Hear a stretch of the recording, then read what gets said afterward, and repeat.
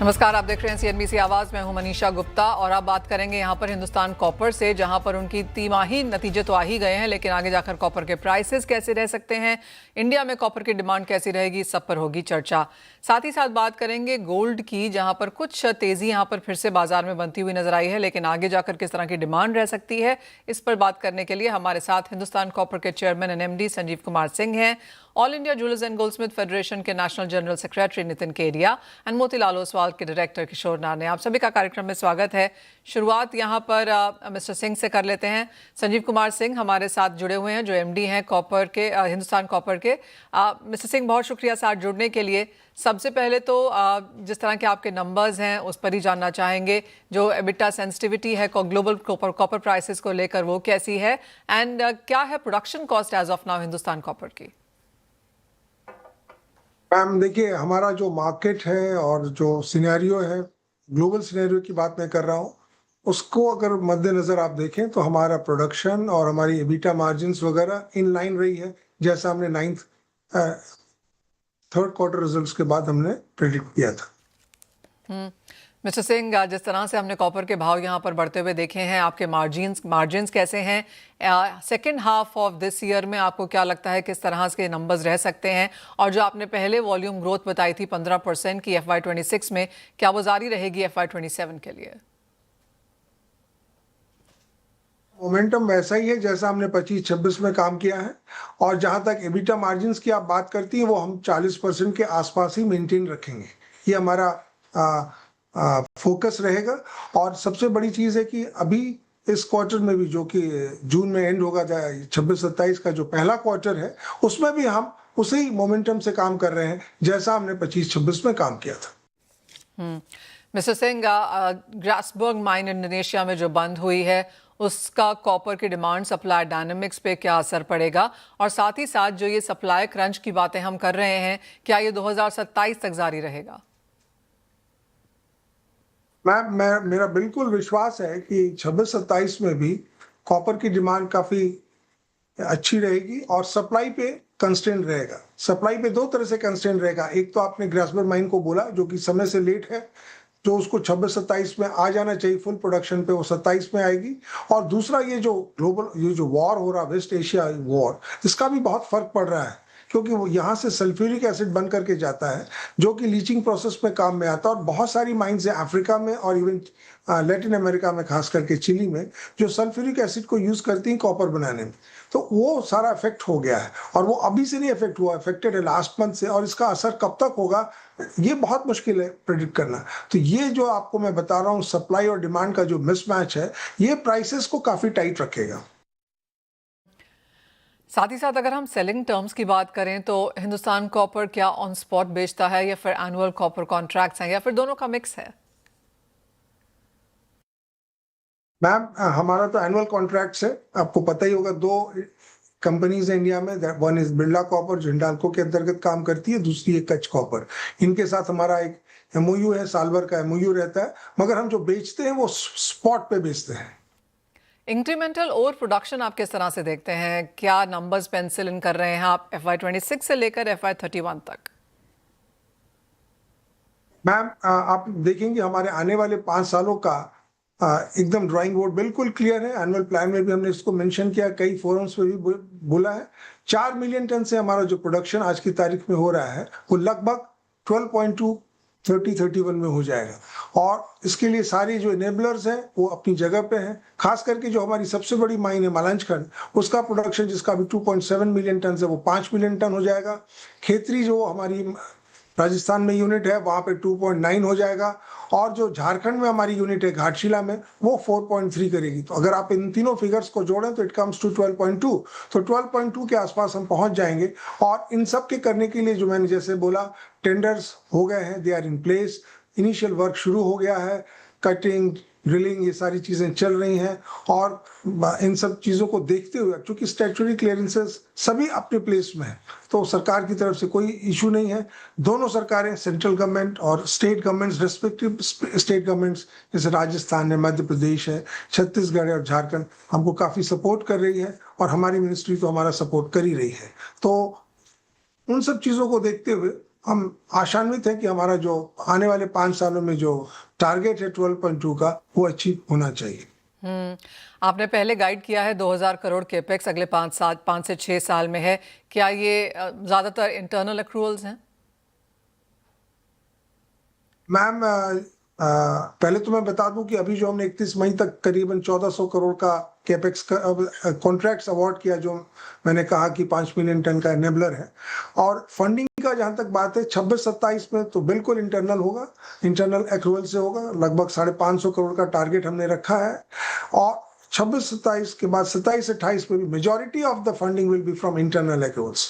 28-29 में ही हम लोग बाहर से डेट, क्योंकि उसमें भी हमने करके रखा है, बॉन्ड्स के लिए अप्रूवल लेके रखा है, क्यूआईपी के लिए अप्रूवल्स है, तो प्रोविजंस हमारे पास पूरी है कि आपको पैसा कहां से लेना है।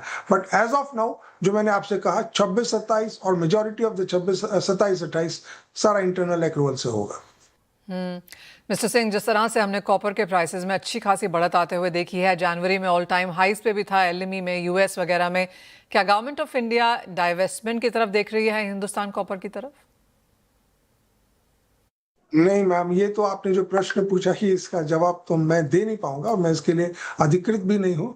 और ये तो बड़ा स्ट्रेटेजिक मिनरल है ना, दोनों सरकारें हमको सपोर्ट कर रही हैं, सारी चीजें पटरी पर है, देश को कॉपर की जरूरत है, हम सभी लोग उसमें लगे हुए हैं, तो उस विषय पर तो हम लोगों ने कभी ध्यान ही नहीं दिया। ऑलराइट, कॉपर प्राइसेस पर आपकी क्या सेंस है? अगर आप टारगेट्स नहीं देंगे, शायद नहीं देते हैं, तो एक रेंज अगर हमारे साथ शेयर कर सकें कि आप किस रेंज के साथ कंपनी काम कर रही है? मैम रेंज तो मैं नहीं बता पाऊंगा, बट मैं एक चीज दोबारा रिट्रेट कर रहा हूं कि डिमांड जितनी ज्यादा है बिकॉज ऑफ आर्टिफिशियल इंटेलिजेंस बीच में आ गया है, ईवीज की संख्या बढ़ रही है, तो आप देख रहे हैं हर देशों में रिन्यूएबल्स पे बहुत ज्यादा फोकस है, सिर्फ हमारा ही नहीं पूरी दुनिया का फोकस है। और जितनी भी डेवलपमेंटल वर्क चल रहे हैं, आप देखिए ना, कोई भी इंफ्रास्ट्रक्चर की बात लीजिए, ट्रांसमिशन लाइंस की बात करिए, सारी चीजों में डिमांड बहुत तेजी से भाग रही है। मैं आपको बता दूं कि चाइना ने भी अपने ग्रिड को, पावर ग्रिड को अपग्रेड करने की बात की है, उसमें तो बहुत ही ज्यादा कॉपर रहेगा। डेटा सेंटर्स है, हमने खुद ही आपको बोला, तो इतना ज्यादा डिमांड आ रहा है। इनफैक्ट अगर आप देखें तो यूएस की एक जगह एक स्टेटमेंट आया है कि लास्ट 100 ईयर्स में हमने जितना भी माइनिंग किया, आने वाले 25 साल में उतना हमको कॉपर की माइनिंग करनी पड़ेगी। तो आप समझ सकती हैं कि डिमांड कितनी तेजी से भाग रहा है। और सबसे बड़ी इसमें एक सबसे इंपॉर्टेंट पॉइंट है, आप माइंस डीपन हो रही हैं, हम नीचे जा रहे हैं, हमारे ग्रेड्स भी घटते जा रहे हैं, तो उसकी वजह से क्या रहा कि वॉल्यूम से बहुत आपको उतना ही कॉपर निकालने के लिए आपको ज्यादा वॉल्यूम ऑफ कॉपर ओर की माइनिंग करनी पड़ रही है। हमारे खर्चे बढ़ रहे हैं, ग्रेड घट रहा है, डीपन हो रहा है, तो कॉस्ट तो बढ़ ही रहा है। और साथ ही साथ हमको आने वाले समय के लिए सप्लाई और डिमांड का जो मिसमैच है, जो मैंने आपको जैसा बताया, वो हमें लगता है कि मेंटेन रहेगा काफी सालों तक। संजीव जी, अगर हम ओवरऑल नंबर्स यहाँ पर देखें तो जो बाकी countries copper per capita consume करती हैं बहुत हाई है। वर्ल्ड एवरेज भी यहाँ पर करीबन 3% का है। जब इंडिया की बात आती है तो हमारा कॉपर पर कैपिटा कंजम्पशन 1% से भी कम है। किस तरह की ग्रोथ यहाँ बनती हुई देखते हैं? मैम आप जैसे देख रहे होंगे कि हमारा 1.2 के आसपास है और वर्ल्ड एवरेज 3 केजी के आसपास है, तो आप देख रहे हैं कितना ग्रोथ के प्रोस्पेक्ट्स हैं, हम तो उस ढंग से इसको लेते हैं। एक फाइनल सवाल, और हिंदुस्तान कॉपर यहाँ पर रेयर अर्थ एलिमेंट्स की तरफ भी एक्सपैंड कर रहा है, यहाँ पर क्या प्लान्स हैं आगे जाते हुए? मैम जहां तक हमारा विजन और प्रोस्पेक्ट्स का बात है, तो हम लोगों ने अपनी 2 टेलिंग्स बड़ी बड़ी, जो हमारी राजस्थान की माइन है खेतरी में, करीब 60 से 70 मिलियन टन की टेलिंग है वहां पे, और 60 से 70 के आसपास मलजखंड माइन में भी हमारे पास टेलिंग्स है, जिसको वेस्ट बोलते हैं। तो हमने इसका एक ईओआई निकाला था। राजस्थान की टेलिंग्स में there is a presence of rare earth but of a lower quality. Malanjkhand में मॉलिब्डेनम का है, तो हमने ईओआई किया था, लेकिन जो कंपनीज हमारे पास आई वो रेवेन्यू शेयरिंग के काम करने के लिए उतना उत्सुक नहीं थी। बट हम परसू कर रहे हैं इसको, क्योंकि वहां पे रेयर अर्थ पाया गया है। तो हम 2-3 कंपनी से बात की, चूंकि अभी कोई चीज में हमने क्लोज नहीं किया है, तो मैं अभी आपको बता नहीं पाऊंगा, but we are moving ahead in the rare earth aspects Khetri की तरफ से। Oh absolutely. Sanjeev Singh ji as always बहुत शुक्रिया साथ जोड़ने के लिए, नंबर्स अच्छे हैं और जिस तरह से यहाँ पर कॉपर की डिमांड, कॉपर की जो कॉस्ट प्रोडक्शन है और जिस तरह से ऑफकोर्स सप्लाई कंसर्न्स है और आपने कहा कि डिमांड यहाँ पर आगे जाकर काफ़ी बेहतर रह सकती है, उन सबका सपोर्ट यहाँ पर मार्केट्स में है ही। हमारे साथ मोतीलाल ओसवाल से किशोर नारने हैं। किशोर, काफ़ी हद तक हमने कॉपर की यहाँ पर बात की है, प्राइसेस आप यहाँ से क्या आता हुआ देखते हैं, बिकॉज वो एक चीज़ है जो संजीव जी ने बिल्कुल डिस्कस नहीं करी। Good morning Manisha. I think copper globally भी एक्सट्रीमली बुलिश टेरिटरी में है एंड पूरा पैक में, नॉन फेरस पैक में आपको कॉपर सबसे ज़्यादा स्ट्रॉन्ग है एंड इवन अगर थोड़ा सा डी एस्केलेशन होता है globally and I think that would actually drive the demand for ever. I think short term में अगर देखें 1292 तक आपको अपसाइड है। एमसीएक्स कॉपर का बात कर रहा हूँ, अराउंड 1292 1293 तक है एंड आई थिंक 1260 का आप स्टॉप लॉस मेंटेन करते हुए आप बाइंग कर सकते हैं। Anything above 1270 1280 is extremely bullish. So but I think जो हमारा इफ यू रिमेंबर ये जो साल के शुरुआत में हम लोग ने जो बात किया था, आई थिंक 1380 रुपए के आसपास का हमारा जो मीडियम टर्म टारगेट्स था वो अभी भी बरकरार है। शॉर्ट टर्म में 1290 एंड मीडियम टर्म में अराउंड 1360 1370 तक है। दूसरी हेडलाइन किशोर के एब्सोल्युटली रुपए की तरफ से आती हुई नजर आई है। 4 दिन के रिकॉर्ड लोज के बाद आज हल्के से प्राइसेस में एक स्टेबिलिटी है, पॉज कह सकते हैं, लेकिन अभी भी बहुत एलिवेटेड लेवल्स पे। यहां से क्या sense? I think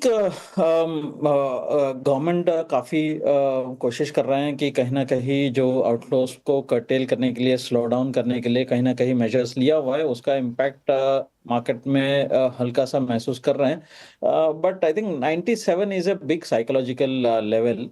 technically around 9650 critical resistance है and then 97 becomes psychological level also.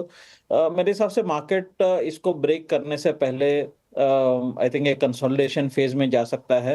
Around 9510 से लेके 96 हाफ के बीच में ट्रेड होते हुए नजर आ रहा है।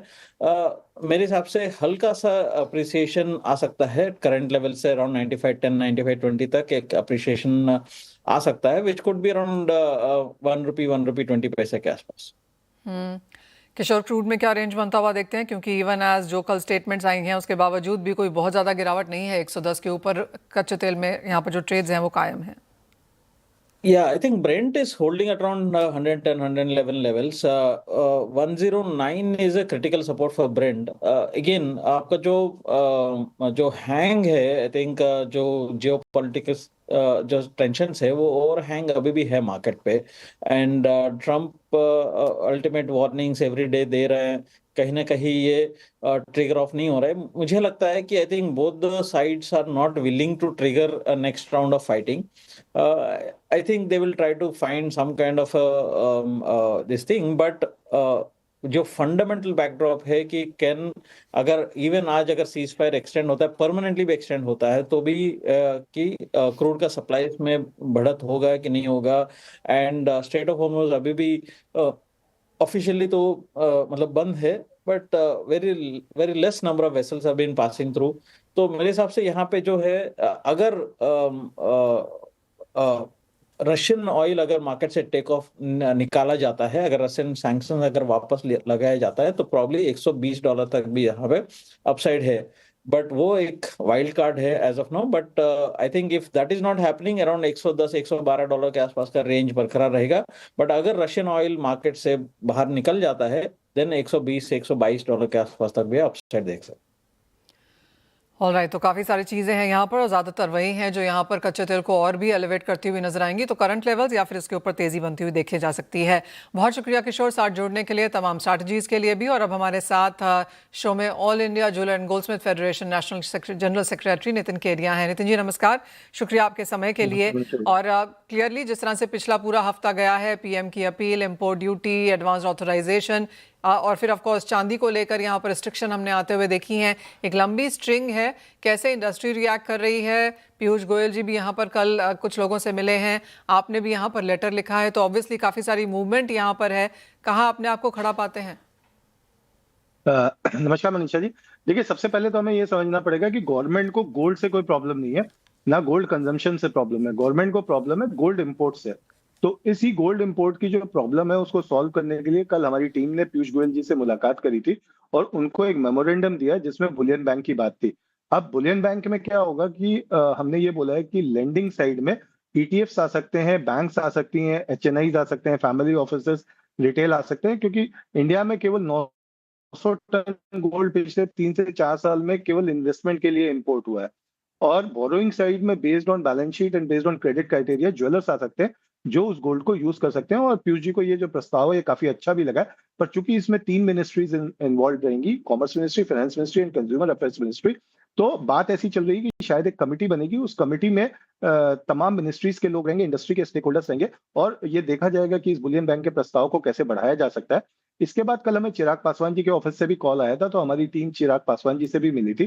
चिराग जी ने हमको बिल्कुल क्लियरली बोला कि देखिए, प्रधानमंत्री के जो स्पीच है उसका गलत आशय लगाया जा रहा है। प्रधानमंत्री का ये मतलब बिल्कुल नहीं था कि ज्वेलर्स का सोना ना बिके, वो ये चाहते थे कि केवल इंपोर्ट ना हो। उन्होंने हमारे पॉइंट्स लिए और उन्होंने बोला है कि जैसे ही प्रधानमंत्री जी आते हैं तो नेक्स्ट कैबिनेट मीटिंग में वो ये कैबिनेट नोट्स जो है वो प्रस्तुत करेंगे और वो कोशिश करेंगे कि ये जो बुलियन बैंक का प्रस्ताव है ये प्रधानमंत्री के सामने प्रस्तुत कर सके और जरूरत पड़ने पे एआईजेजीएफ की टीम की मीटिंग भी प्रधानमंत्री कार्यालय के साथ करवा सके। मनीषा जी। नितिन जी, बुलियन बैंक की बात हमने पहले भी बहुत बार सुनी है, लेकिन काफ़ी सारी चीज़ें यहाँ पर अटकती हुई नजर आई हैं। आपको लगता है जिस तरह के सिनेरियो में हम फिलहाल यहाँ पर हैं, ये समय एकदम एकदम उपयुक्त है बुलियन बैंक के लिए? देखिए, बुलियन बैंक की बातें पहले भी होती आई हैं, लेकिन हुआ क्या कि जब जब इंपोर्ट बिल्स की प्रॉब्लम आई, गवर्नमेंट ने फौरी तौर पे चीजों को सॉल्व कर लिया और जब समस्या निकल जाती है तो उसके बाद ना हमको इतनी फुर्सत होती है ना गवर्नमेंट को इतनी फुर्सत होती है कि वो बात को आगे बढ़ाया जा सके, जो सही चीज है। लेकिन अब चूंकि इस समय 1 साल की बात हो रही है, 1 साल तक ये संकट जो है वो टलता नजर नहीं आ रहा है, तो बिल्कुल गवर्नमेंट भी इसको वॉर फ्रंट के ऊपर इसको करना चाह रही है और जो भी बॉटल नेक्स है उसको with in a definite time frame के अंदर उसको सॉल्व करने की कोशिश की जा रही है। इनफैक्ट इस पूरे कार्यक्रम में हमारे जो माननीय सांसद श्री प्रवीण खंडेलवाल जी हैं, वो एक कैटलिस्ट की भूमिका निभा रहे हैं और वही सरकार और इंडस्ट्री के बीच में एक ब्रिज का काम कर रहे हैं। Nitin ji, Boolean bank of course यहाँ पर इसकी नज़र रहेगी और जैसे जैसे वो डेवलपमेंट्स होती रहेंगी आपसे बात भी होगी, लेकिन इन सब चीज़ों के चलते किस तरह से डोमेस्टिक डिमांड देखने को मिली है? कुछ कंसर्न थी कि शायद हम प्रीमियम में यहाँ पर आते हुए नजर आए, क्या वो चीज़ें ऑन ग्राउंड हैं? देखिए, 60% के आसपास डिमांड डाउन है, नो डाउट।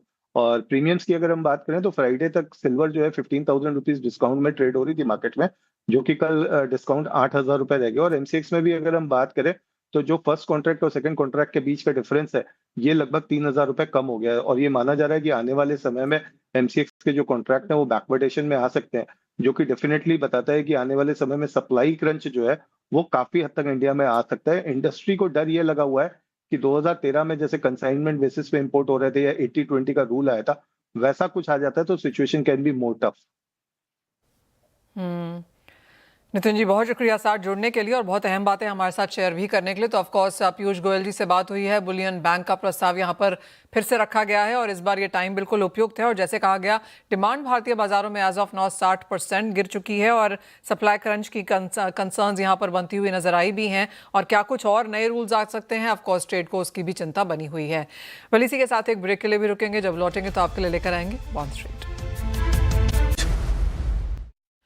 नमस्कार, स्वागत है आपका। और बॉन्ड्स में गिरावट, यील्ड्स में तेजी, ये हाल अभी भी जारी है यहाँ पर। और कच्चे तेल में कुछ गिरावट जरूर देखने को मिली है, लेकिन अभी भी ये एलिवेटेड लेवल्स पे ही है, $110 प्रति बैरल के ऊपर है और इसका इम्पैक्ट हमने ट्रेजरी यील्ड्स में आता हुआ देखा है।